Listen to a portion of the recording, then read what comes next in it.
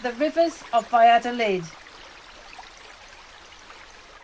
Valladolid, a plateau province located inside an ancient Cenozoic basin, is recognized as a territory dominated by extensive plain, wide, flat and undulating horizons on which an extensive hydrographic network is drawn, dominated by the river that gives its name to the basin, the Duero, which runs from east to west across the province, collecting the waters of some of its tributaries. Various channels reach the Valladolid Duero, some modest with short routes and meagre flow, others wide and majestic, which come here from neighbouring provinces to give up their waters to the Great Duero.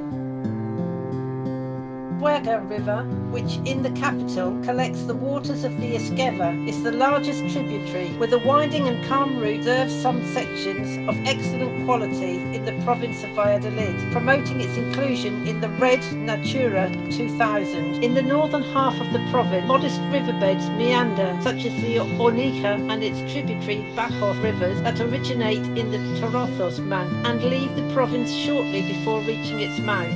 The Valladolid tributary, the Guion, and a small stretch of the Thea cross part of the Tierra de Campos. The rivers in the north of the province are, in general, very transformed. Courses, channels and banks have lost their original appearance, making them far from being the natural rivers that they once were.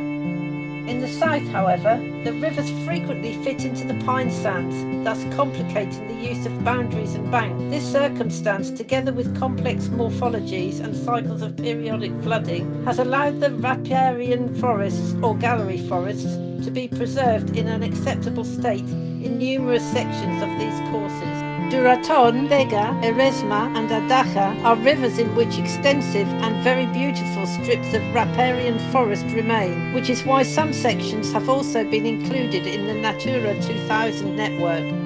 Unfortunately, our rivers are threatened. They suffer important impacts that we must remedy if we want to recover the river heritage of Valladolid. The existence of barriers in channels and banks, their alteration, excessive and abusive use of water, the presence of toxic substances from human activity, and the elimination and degradation of riverside vegetation are the most important impacts suffered by our rivers. We still have time to reverse this situation.